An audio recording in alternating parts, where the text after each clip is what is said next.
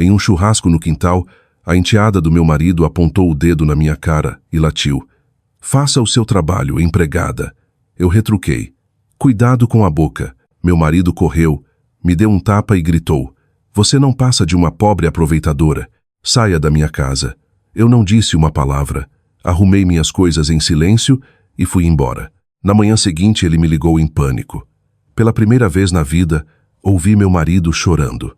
Meu nome é Evelyn Hartman, e por 10 anos fui casada com um homem que acreditava que a casa pertencia a quem falasse mais alto dentro dela. Meu marido, Derek Hartman, era dono da Hartman Soluções Residenciais, uma empresa de médio porte de climatização e hidráulica nos arredores de São Paulo.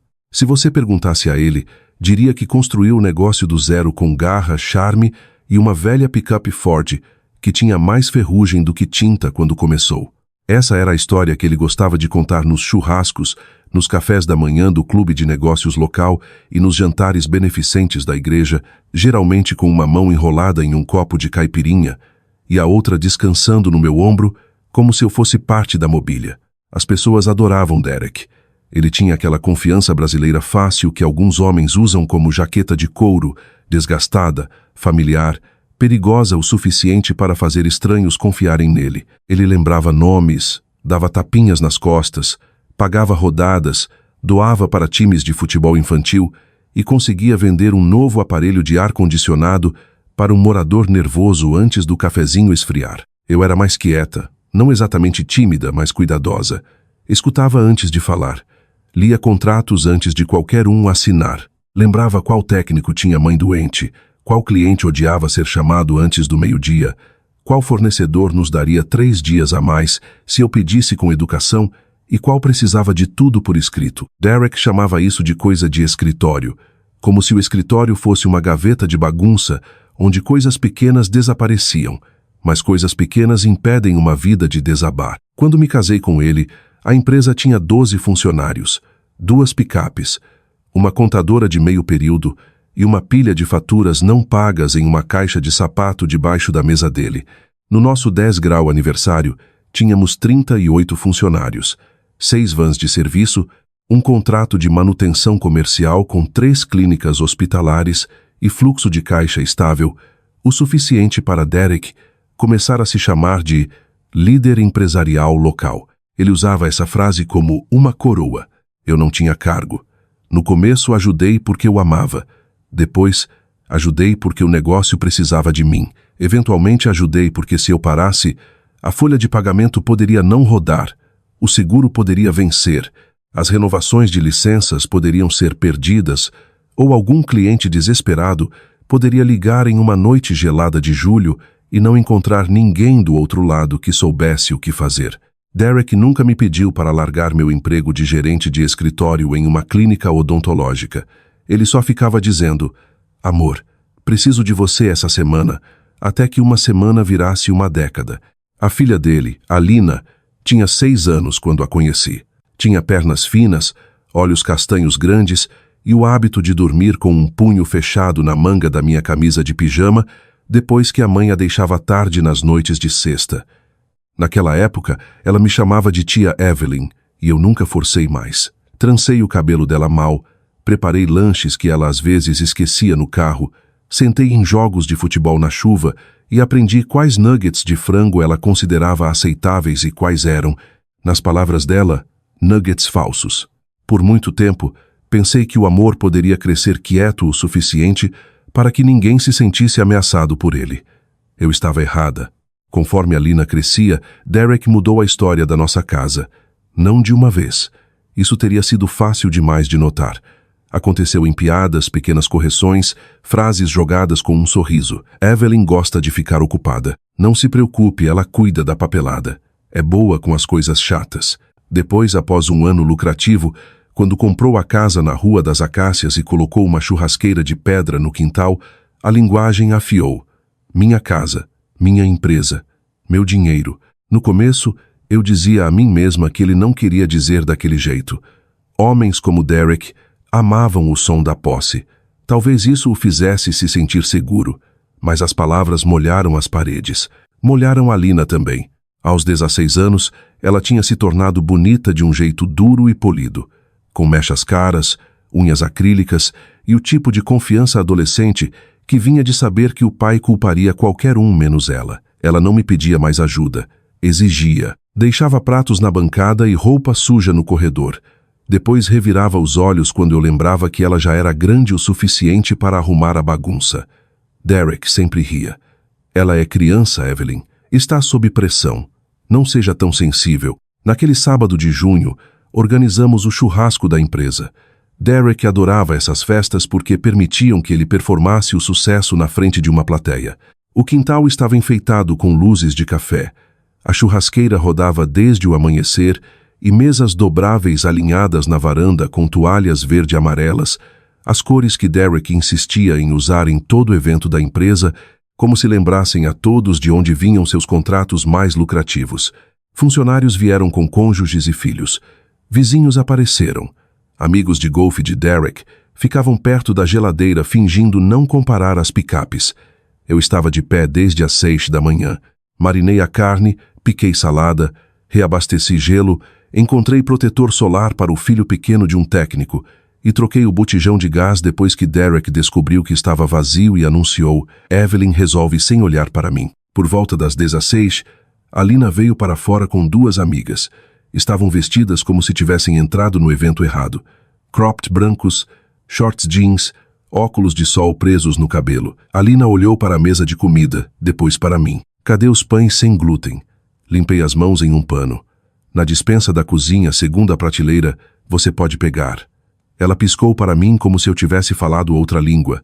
Não vou entrar. Minhas amigas estão aqui. Então suas amigas podem esperar 30 segundos. Suas bochechas coraram. Não de vergonha, mas do insulto de ser esperada para fazer algo sozinha. Algumas pessoas por perto ficaram quietas. Derek estava do outro lado do quintal segurando corte na churrasqueira, rindo alto demais de algo que o amigo disse. Alina deu um passo mais perto. Apontou o dedo na minha cara do jeito que tinha visto o pai apontar para subcontratados quando queria que se sentissem pequenos. Faça o seu trabalho, empregada. O quintal inteiro pareceu inspirar. Por um segundo, vi a menininha que costumava adormecer contra mim durante tempestades. Depois vi a jovem mulher na minha frente, cruel porque aprendera que crueldade era poder. Ouvi minha própria voz sair baixa e afiada. Cuidado com a boca. O rosto de Alina se contorceu. Pai, Derek estava lá antes que eu pudesse respirar de novo. Não perguntou o que aconteceu. Não olhou para o meu rosto. Não olhou para o dedo ainda suspenso no ar entre nós. Só levantou a mão e me deu um tapa. Não foi o tapa mais forte do mundo, mas foi alto. Alto o suficiente para as crianças pararem de correr.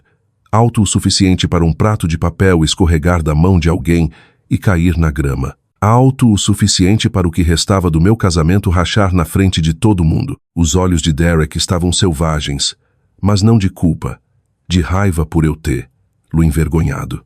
Você não passa de uma pobre aproveitadora, gritou. Está me ouvindo? Você mora na minha casa, come minha comida, gasta meu dinheiro e agora acha que pode desrespeitar minha filha?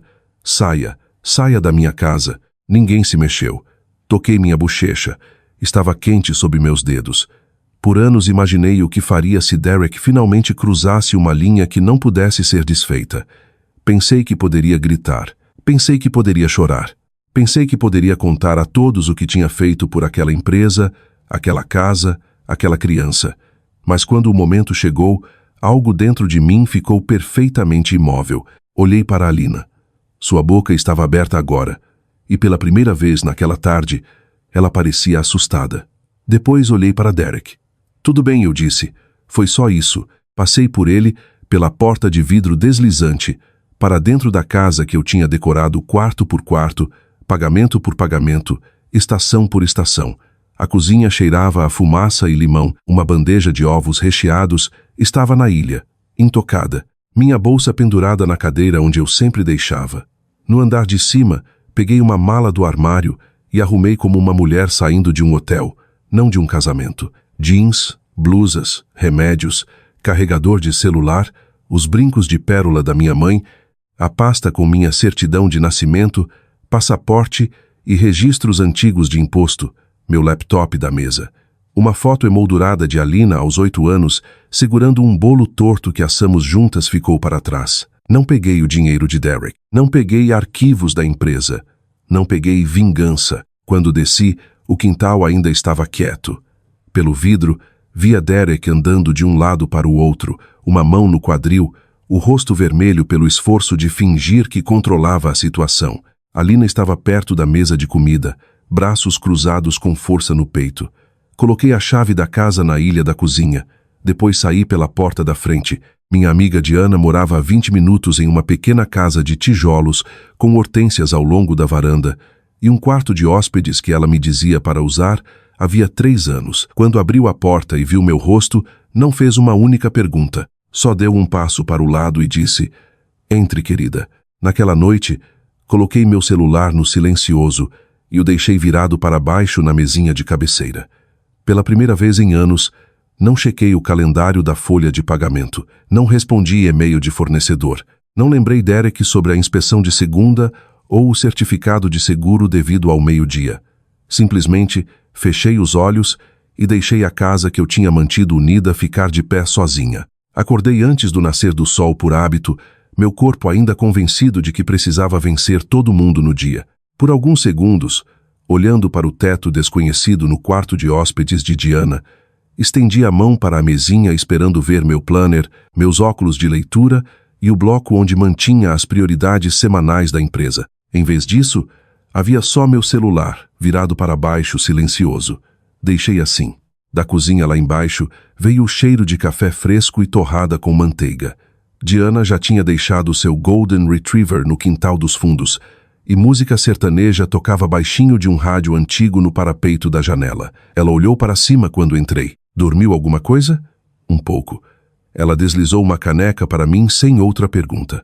Algumas amizades ganham o direito ao silêncio. Diana e eu tínhamos trabalhado juntas anos antes de eu me casar com Derek. Ela sabia o suficiente sobre meu casamento para reconhecer que se eu realmente tinha ido embora, algo irreversível havia acontecido.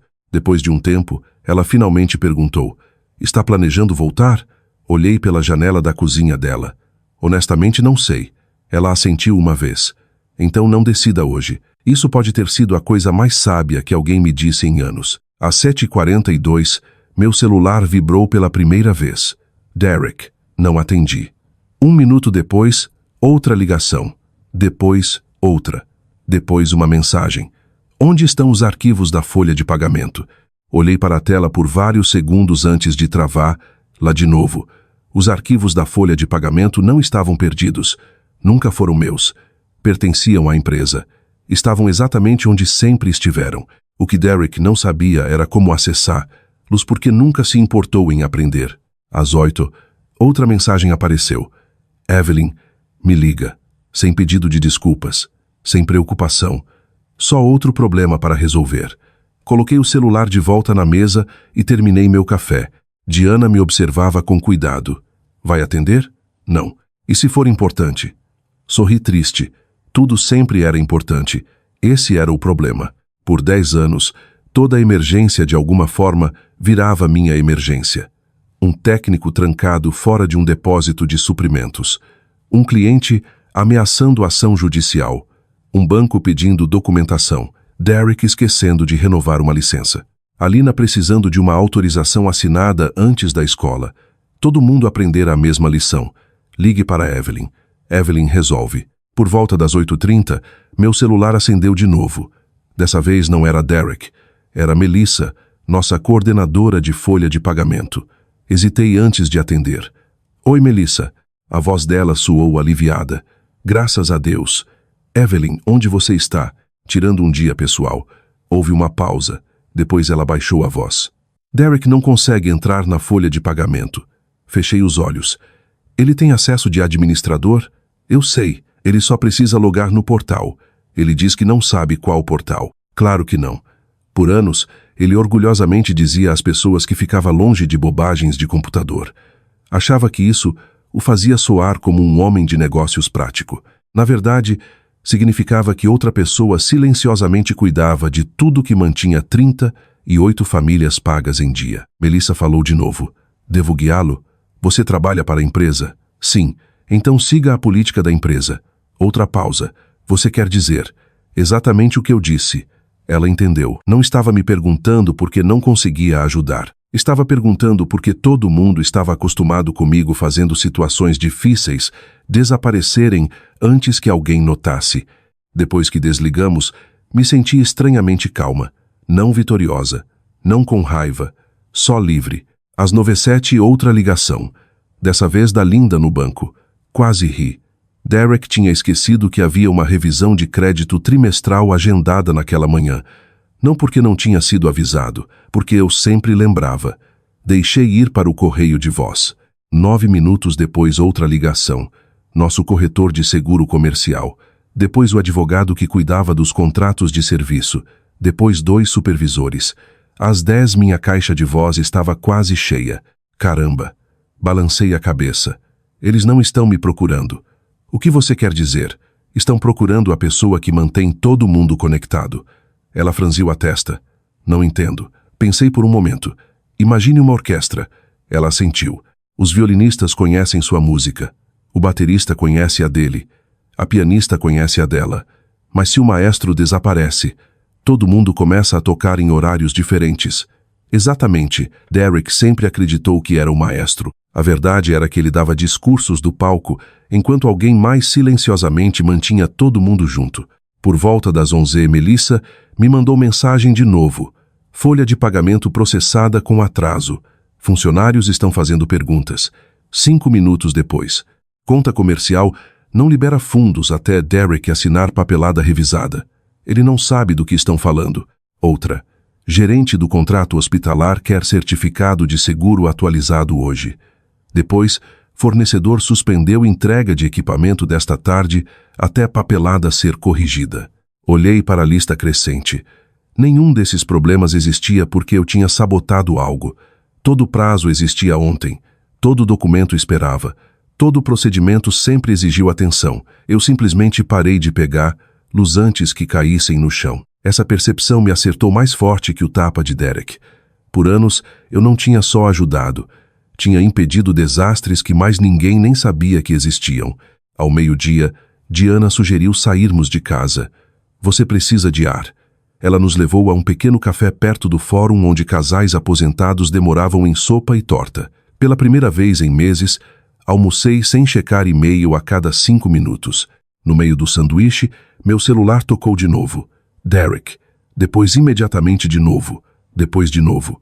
Atendi na 4ª ligação. Não disse olá. A respiração dele encheu a linha antes das palavras. Evelyn. A voz dele soava diferente. Não mais suave. Menor. Onde estão os contratos de manutenção Johnson? No sistema de gestão de contratos. Não consigo encontrar. Você tem acesso há 6 anos. Não lembro a senha. Você pode resetar. Silêncio. Depois o banco disse que precisa de você. Eles não precisam de mim. Pediram por quem cuida de empréstimos comerciais. Outro silêncio. Eu quase conseguia imaginar Lu esfregando a testa do jeito que sempre fazia quando as coisas paravam de fazer sentido. Depois ele fez a pergunta que me surpreendeu. O que eu faço? Por um breve momento, quase respondi. Quase. Hábito é poderoso. Por 10 anos, ouvir Derek dizer aquelas palavras automaticamente fazia meu cérebro buscar soluções. Depois lembrei de estar no nosso quintal. Lembrei da ardência na bochecha. Lembrei a Lina apontando para mim como se eu não fosse da família. Não, Derek. O quê? Você vai ter que descobrir. Evelyn. Desliguei o telefone. Minha mão tremeu depois. Não porque me arrependi, porque nunca tinha feito isso antes. Diana estendeu a mão sobre a mesa. Você está bem?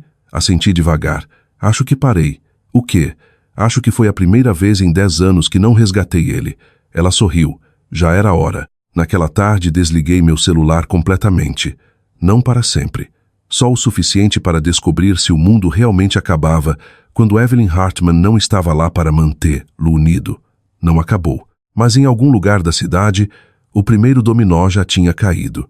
E nem Derek nem eu entendíamos ainda quantos estavam atrás dele. Na manhã de segunda, eu tinha saído havia pouco mais de 48 horas. A empresa ainda estava aberta.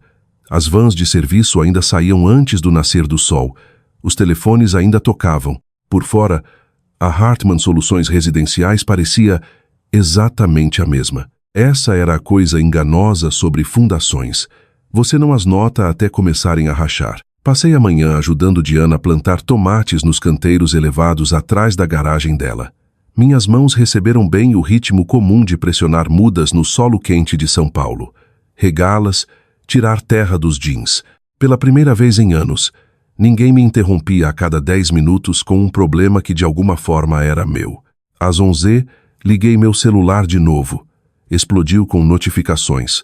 32 chamadas perdidas, 57 mensagens, 9 correios de voz.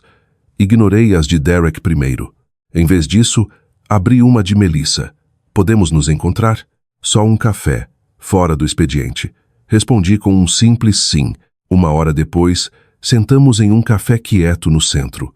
O tipo onde estudantes universitários trabalhavam em laptops e aposentados resolviam palavras cruzadas na janela. Melissa parecia exausta. Não tinha certeza se você viria. Quase não vim. Ela enrolou as 2 mãos na xícara de café. O escritório parece diferente. Como? Ela procurou a palavra certa. Como se todo mundo de repente tivesse percebido quanto não sabe.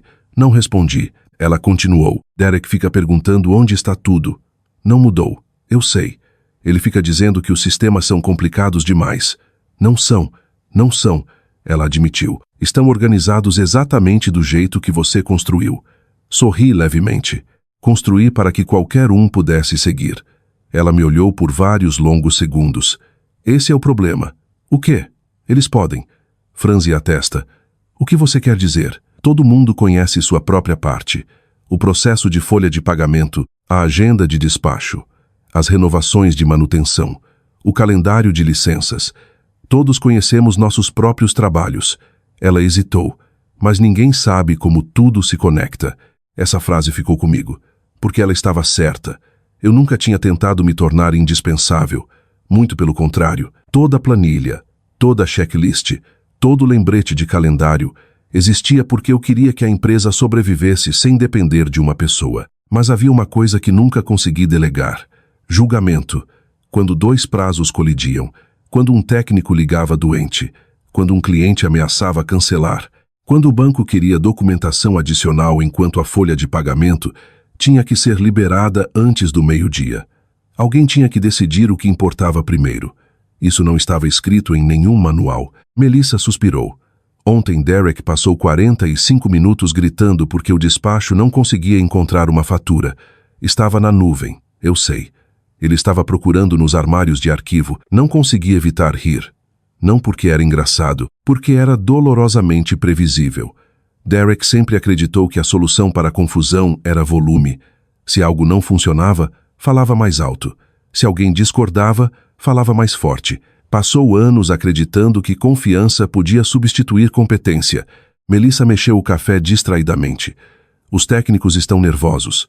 Por quê? Nunca viram ele assim. O que você quer dizer? Ele não está liderando. Ela baixou a voz. Está reagindo. Essa era uma diferença perigosa. Líderes tomam decisões antes que o pânico se espalhe. Pessoas em pânico perseguem uma emergência atrás da outra até tudo parecer urgente. Derek tinha entrado nesse segundo estágio. Antes de sairmos, Melissa enfiou a mão na bolsa e deslizou um papel dobrado sobre a mesa. Provavelmente não deveria te dar isso. O que é? Uma lista. Desdobrei. Cada item representava algo que deu errado desde sábado. Renovação de seguro comercial atrasada. Contrato de manutenção hospitalar aguardando aprovação. Fornecedor de equipamentos pedindo autorização de compra atualizada. Registro de veículo com documentação faltando. Revisão fiscal trimestral adiada. 3 reclamações de clientes. 2 conflitos de agendamento. Aprovações de horas extras de emergência pendentes. Nenhuma sozinha poderia destruir um negócio. Juntas, formavam uma avalanche em movimento lento. Devolvi o papel. Não. Ela piscou. O quê? Não preciso disso. Pensei que... Eu sei, mas se eu pegar essa lista, você vai começar a consertar. Assenti, e é exatamente isso que não pode acontecer. Melissa olhou para baixo. Já? Acho que todo mundo esperava que você voltasse na segunda. Derek também. Vai voltar? Olhei pela janela do café. Do outro lado da rua, Um casal mais velho andava de mãos dadas em direção à praça do fórum. Não estavam com pressa. Não discutiam. Pareciam simplesmente em paz. Não sei. Era a verdade. Não estava ficando longe para punir Derek. Estava ficando longe porque ainda não sabia se queria voltar a uma vida onde meu valor dependia de quantos desastres eu prevenia antes do café da manhã. Naquela tarde, finalmente ouvi os correios de voz de Derek. O primeiro era raivoso. Evelyn, pare de agir ridículo e me liga. O segundo era impaciente. As pessoas do seguro precisam de informação. O terceiro soava cansado. Não consigo encontrar a pasta de renovação. O quarto era diferente. Falei com o administrador do hospital hoje. A voz dele rachou levemente. Eles disseram que sempre resolviam as coisas com você. Um longo silêncio. Depois outra mensagem. O banco perguntou por você. Outra. O advogado perguntou se você ia voltar. Outra. O fornecedor disse que confiava no seu julgamento. Cada correio de voz descascava outra camada de certeza. Não porque as pessoas me preferiam, mas porque tinham construído silenciosamente relacionamentos profissionais com a pessoa que consistentemente resolvia problemas. Derek sempre assumiu que esses relacionamentos pertenciam a ele. Agora descobria que eles confiavam no trabalho, não no título. No final da tarde de terça, outra ligação. Dessa vez de Eric, nosso técnico sênior de serviço. Eric estava na empresa há mais tempo do que Derek e eu éramos casados. Quase nunca me ligava fora do expediente. Ei, Evelyn. Oi, Eric. Só queria que você soubesse. Ele parou. O quê? Os caras sentem sua falta. Também sinto falta deles. Não é só isso. Esperei. Sabe o que todo mundo está dizendo? Não. Estão dizendo que esse lugar parece ruim agora. As palavras dele me pegaram de surpresa. Ruim? É. Ninguém está sorrindo. Todo mundo anda pisando em ovos. Ele fica culpando as pessoas. Fechei os olhos. Derek sempre culpava para fora antes de olhar para dentro. Quando eu estava lá, silenciosamente absorvia a maior parte daquela frustração antes que chegasse a todo mundo. Sem perceber, eu não tinha só gerenciado operações. Tinha protegido as pessoas. Eric pigarreou. Provavelmente não deveria estar dizendo tudo isso. Você ganhou o direito. Ele riu triste. Sabe por que fiquei 15 anos? Imaginei que era porque Derek pagava bem. Não. Então por quê? Porque toda vez que minha esposa ficava doente, você garantia que eu pudesse sair mais cedo. Ele continuou antes que eu pudesse responder. Quando minha picape quebrou, você me emprestou a sua. Quando minha filha entrou na USP, você organizou aquele bônus surpresa. Eu tinha esquecido metade daqueles momentos. Para mim, tinham sido simplesmente a coisa decente a fazer. A voz de Eric suavizou. Não acho que Derek sequer saiba que você fez qualquer uma dessas coisas. Não, ele não sabe. Não acho que ele algum dia perguntou. Depois que desligamos, sentei sozinha na varanda dos fundos de Diana até o sol escorregar atrás das árvores. Por anos acreditei que meu trabalho desaparecia no momento em que terminava. Uma folha de pagamento processada, uma crise evitada, um contrato renovado. Trabalho invisível. Mulher invisível. Mas talvez bondade deixe registros que nenhuma planilha consiga rastrear. Enquanto isso, em algum lugar da cidade, Derek finalmente começava a ver o que todo mundo silenciosamente sabia o tempo todo. A empresa não tinha rodado porque um homem ficava na frente. Tinha rodado porque alguém, quase invisível para todos, passou 10 anos garantindo que todo mundo mais pudesse fazer seu trabalho. E agora, pela primeira vez, aquela fundação invisível tinha sumido. Na manhã de quarta, me encontrei de pé na frente do armário do quarto na casa de Diana, olhando para duas blusas como se escolher uma sobre a outra pudesse de alguma forma responder às perguntas que me seguiam desde sábado. Nenhuma respondeu. Escolhi a azul mesmo assim. Diana olhou para cima do jornal quando entrei na cozinha. Vai a algum lugar? Tenho um encontro com minha advogada. Ela sorriu levemente. Ótimo. Me sinto culpada. Não deveria. Eu sei. Mas sinto. Ela dobrou o jornal com cuidado. Evelyn, culpa é o que pessoas decentes sentem quando param de permitir que se usem delas. Essa frase me seguiu a manhã toda. Minha advogada, Raquel Duarte, se especializava em direito de família. Tinha representado duas mulheres que eu conhecia pela igreja, ambas que passaram anos se convencendo de que estavam exagerando. Raquel não perguntou se eu queria vingança. Fez perguntas práticas. Você tem cópias dos seus registros financeiros? Sim. Foi paga como funcionária? Não. Ela olhou por cima da armação dos óculos. Por 10 anos? Assenti. Ela suspirou. Vamos falar sobre isso. Quando o encontro terminou, ela me entregou uma pasta. Você não precisa tomar todas as decisões hoje. Não estou tentando destruí-lo. Eu sei. Então o que estou tentando fazer? Raquel respondeu sem hesitar. Você está tentando parar de desaparecer. Dirigi embora com aquelas palavras ecoando na cabeça. Quando cheguei na entrada de Diana, meu celular tocava de novo. Dessa vez não era Derek, era Frank Ellis. Frank era dono da Ellis Suprimentos Mecânicos, a empresa que fornecia equipamentos para Hartmann Soluções Residenciais havia quase 15 anos. Atendi. Frank. Evelyn. Sua voz profunda carregava o cansaço de um homem que passou décadas administrando um negócio. Espero não estar incomodando. De jeito nenhum. Ouvi o que aconteceu. Notícias viajavam rápido em círculos de pequenos negócios. Agradeço a ligação. Houve um breve silêncio. Preciso te perguntar algo. Pode falar. Você vai voltar? Olhei para o jardim de Diana. Honestamente não sei. Frank expirou devagar. Imaginei. Por quê? Porque se você não, ele parou. Vou mudar nossos termos de crédito. Isso me surpreendeu. Você confiou em Derek por anos. Confiei no seu julgamento por anos. Não soube o que dizer. Frank continuou. Sempre que Derek prometia algo, eu esperava ouvir de você. Se você confirmasse, sabia que seríamos pagos. Sabia que os números faziam sentido. Sabia que alguém realmente tinha checado o pedido. Encostei no corrimão da varanda. Você nunca me contou isso. Você nunca perguntou. Depois que desligamos, sentei quieta por vários minutos. Derek sempre acreditou que respeito vinha de confiança. De novo e de novo, as pessoas me mostravam algo diferente. Respeito vinha de consistência. No final daquela tarde, outra visitante inesperada chegou. Melissa.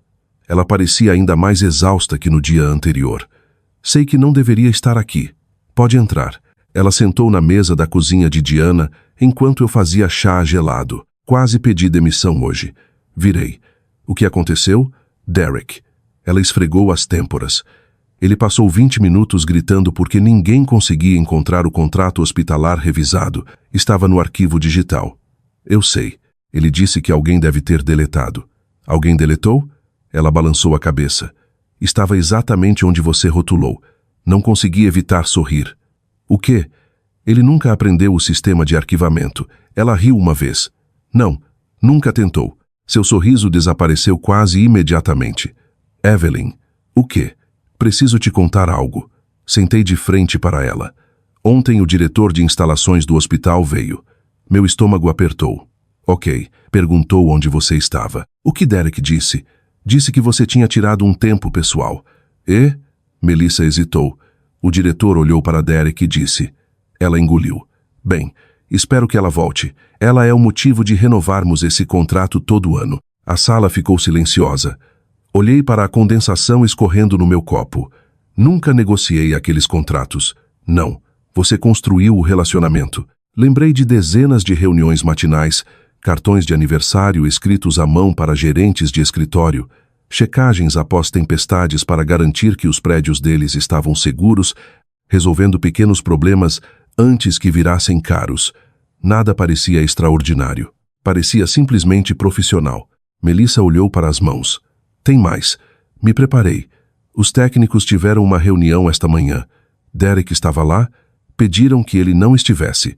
Isso me pegou completamente de surpresa. O quê? Queriam falar em particular. Sobre o quê?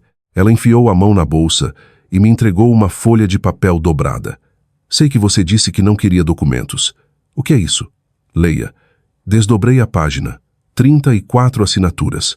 Todo técnico de campo, todo instalador, todo despachante, todo funcionário de escritório, exceto Derek.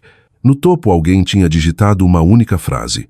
Se Evelyn Hartmann não for tratada com o respeito que merece, não podemos prometer que esta empresa manterá as pessoas que a tornaram bem-sucedida. Li 2 vezes. Depois uma terceira. Eles fizeram isso? Melissa sentiu. Ninguém pediu. Eu não. Sabemos. Eles estão com raiva. Não quero que peçam demissão. Não estão tentando machucar a empresa. Estão tentando proteger a pessoa que sempre os protegeu. Minha visão embaçou, não por causa das assinaturas, porque passei anos acreditando que ninguém notava. Aparentemente notaram tudo. Naquela noite, enquanto o sol se punha atrás das árvores, meu celular tocou mais uma vez. Derek. Quase ignorei. Em vez disso, atendi. Nenhum de nós falou por vários segundos. Finalmente ele disse baixinho: "Fui ao escritório hoje. Imaginei. Encontrei uma carta." "Que carta?" "Dos funcionários." Fechei os olhos. Eles assinaram. Sim. A voz dele soava oca. Não sabia. "O quê?" "Que eles te respeitavam assim." Não disse nada. Pensei. Ele parou. Honestamente pensei que ficavam porque construí uma boa empresa. Esperei. Ficaram por sua causa. A admissão soou como se dosse fisicamente. Outro longo silêncio se estendeu entre nós. Depois ele fez uma pergunta diferente de qualquer outra que tinha feito antes. "Evelyn?" "Sim." Eu realmente era tão cego assim? Olhei pelo quintal de Diana. As plantas de tomate que plantamos 2 dias antes já estavam um pouco mais eretas. Às vezes tudo que seres vivos precisavam era espaço. "Não acho que você quisesse ver." A respiração dele falhou. Não sei como consertar isso.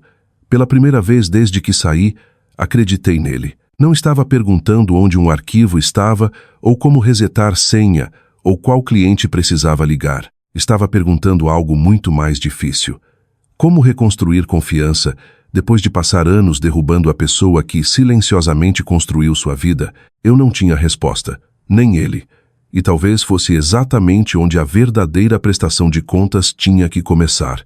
Derek não veio à casa de Diana aquela noite. Por isso, fiquei grata. Há momentos em um casamento em que uma pessoa finalmente diz a coisa certa, mas a ferida é profunda demais para a coisa certa virar ponte. A pergunta dele ficou comigo muito depois que a ligação terminou. Eu realmente era tão cego assim? A resposta honesta era sim, mas cegueira nem sempre é acidente. Às vezes as pessoas fecham os olhos porque ver a verdade exigiria que mudassem. Na manhã seguinte me encontrei com Raquel de novo. Ela tinha revisado os registros financeiros, documentos da hipoteca, declarações de imposto e os anos de trabalho não pago que eu tinha derramado na empresa de Derek. Não parecia chocada dessa vez. Parecia preparada. "Você tem opções", disse. "Não quero arruiná-lo." Raquel se recostou na cadeira. "Evelyn, divórcio não é ruína. Prestação de contas não é crueldade. Pegar sua parte legal não é vingança." Olhei para minhas mãos. "Então por que parece que estou punindo ele?" "Porque você passou 10 anos acreditando que o conforto dele era sua responsabilidade." Isso acertou o fundo. Ao meio-dia, Raquel protocolou a papelada inicial. Nada dramático, sem gritos no tribunal, sem fortuna secreta revelada, só uma linha legal desenhada onde limites emocionais falharam. Derek foi notificado naquela tarde. Ligou uma vez.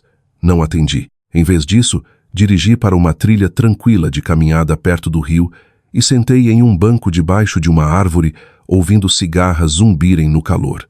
Pela primeira vez desde sábado, me permiti chorar, não porque sentia falta da vida que deixei, mas porque finalmente estava lamentando a mulher que eu tinha sido dentro dela. Naquela noite, Alina me mandou mensagem. "Podemos conversar?" Olhei para aquelas 3 palavras por um longo tempo. Depois respondi: "Amanhã, lugar público, 30 minutos. Nos encontramos em uma pequena sorveteria perto da escola dela."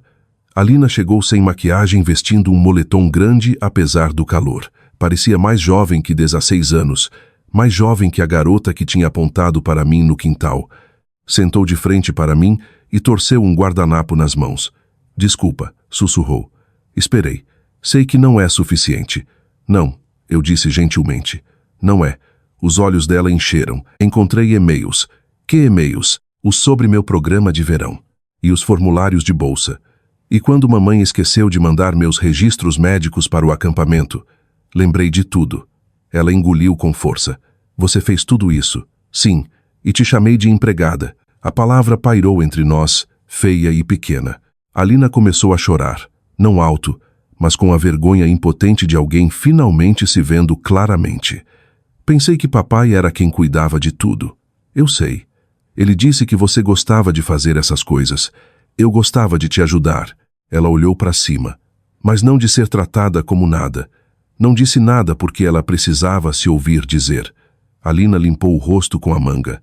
Você algum dia vai me perdoar? Não sei. O rosto dela se contorceu. Mas espero que um dia eu possa. Essa era a verdade.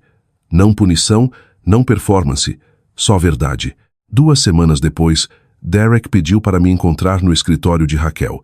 Parecia diferente quando entrou. Não fisicamente exatamente, embora tivesse perdido peso e a camisa pendesse solta no colarinho. Era a postura. O velho Derek entrava em salas como se aplausos já esperassem. Esse Derek procurou uma cadeira antes que as pernas falhassem. Sentou de frente para mim, sem confiança de caipirinha, sem voz alta, sem plateia.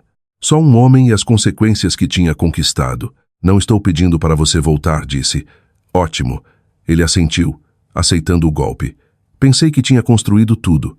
Olhei para ele calmamente. Não, Derek.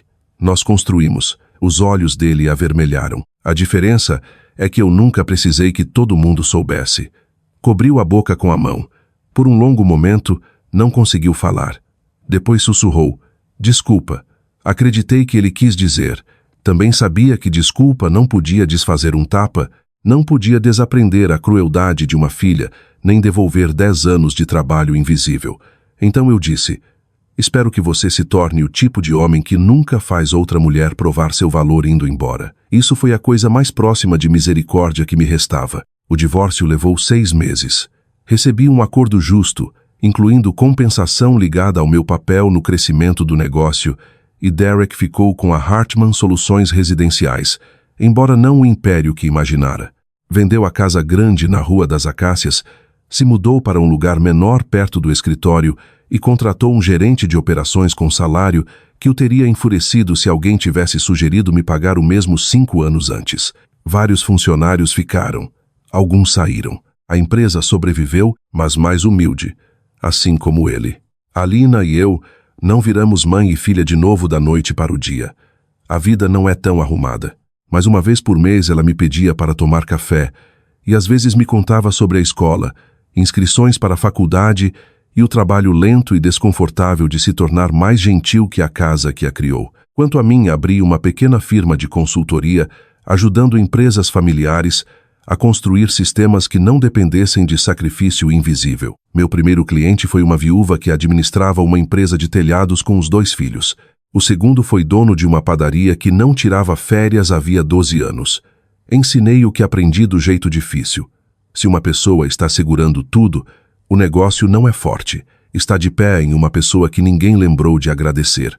As pessoas às vezes perguntavam se eu consegui minha vingança. Consegui. Mas não do jeito que pensavam.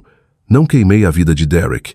Simplesmente parei de ficar dentro do fogo com um balde nas mãos. E quando saí, tudo o que ele tinha construído no meu silêncio finalmente teve que suportar seu próprio peso. Às vezes vingança não é destruição. Às vezes vingança é deixar a verdade entrar na sala depois que você sai. Se essa história tocou algo em você, espero que lembre disso. Nunca confunda lealdade quieta com fraqueza. E nunca tome como garantida a pessoa que impede seu mundo de desabar. Compartilhe seus pensamentos nos comentários e se acredita que histórias como essa merecem ser ouvidas, por favor inscreva-se e fique conosco para a próxima.